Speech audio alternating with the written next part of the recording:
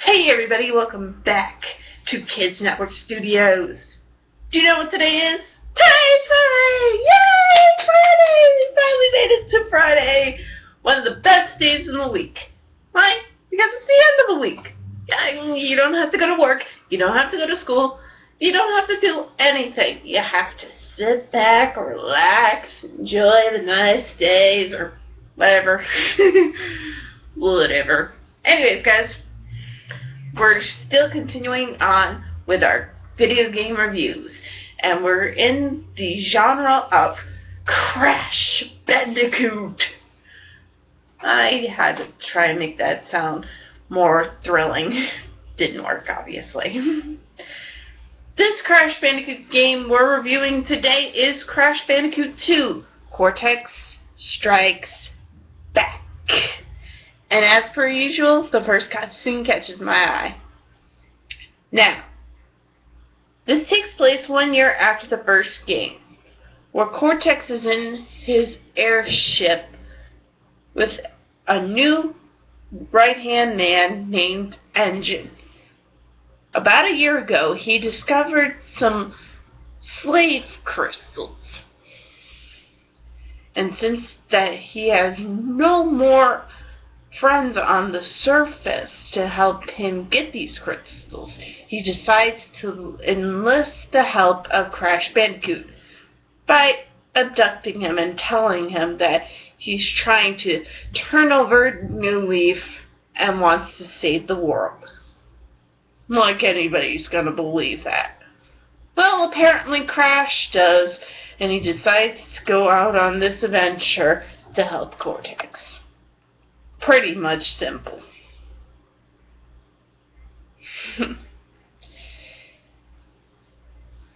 Obviously, Crash Bandicoot 2 Cortex Strikes Back is definitely different from the original, but it was largely similar as well.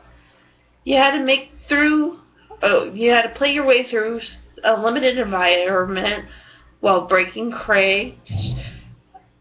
Sometimes as a bonus, and breaking all those crates would get you the level's gem, or box gem, as we call it. In addition, there were clear and colored gems by simply finding and touching them. Now, here's the thing. These gems were actually needed to get the 100% ending towards the end, which we'll get into a little bit later. And in order to get all these gems, which is something I did not like, and we're going to get into that immediately, is that you had to do special tricks or special locations in order to get into the secret warp room, in order to go and get the extra gems. All in all, I didn't really like this concept, but regardless, it was pretty good.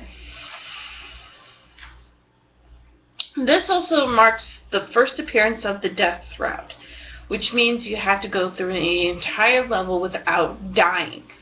Kinda hard to do if you don't know what the heck you're doing.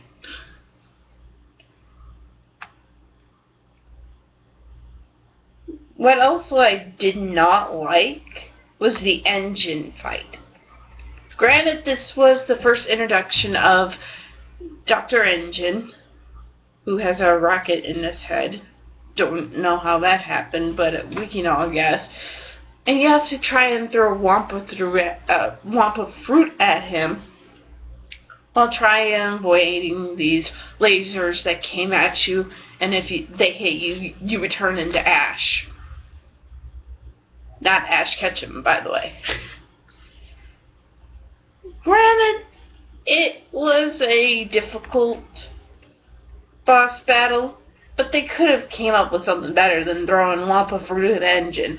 Just saying.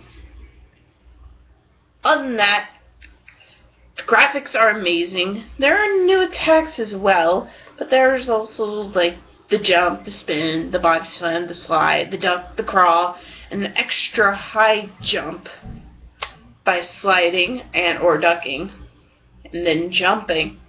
And there were a couple of glitch moves too that could have been performed at any time. And this game actually gives an alternate way to go into bonus rounds instead of collecting tokens, which were kind of to begin with, but let's not get into that.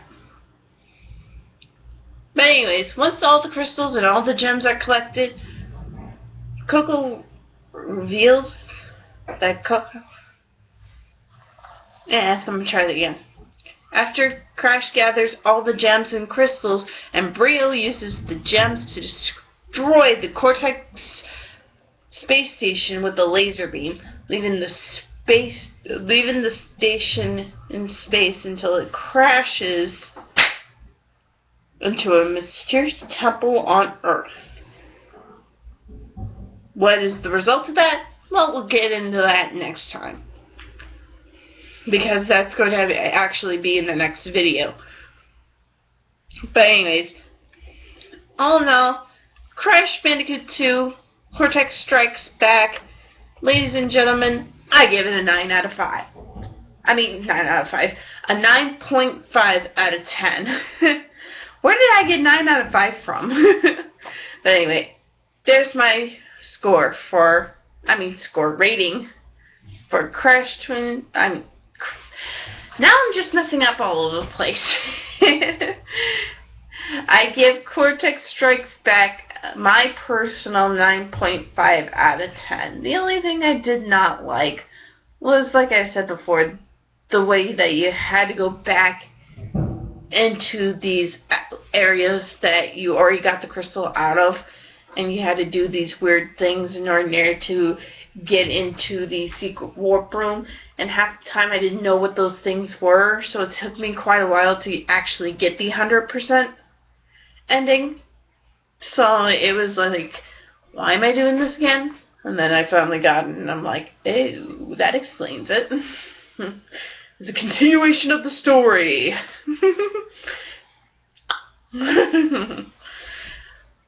All in all, guys, next time we're going to review Crash Bandicoot 3 Warped. One of the best time-traveling games out there. Besides Back to the Future, the game, but that's a different story.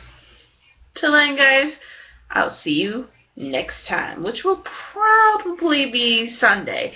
But we'll have to wait and see. I could always play around and see if I can record again. Till then, guys. Oh, and I almost forgot. This game is let me try it again. Can't talk today. Why is that? This game also introduced Coco Bandicoot, Crash's younger sister. I guess they were trying to replace Tanya after they removed her in Crash Bandicoot. Till next time, guys, this is Amy Coon, aka 1028, and I'm finally signing off from Kids Network Studios. So sorry for so much of the cuckoo-ness. And I'll see you guys next time for Crash Bandicoot 3 Warped. Bye, guys.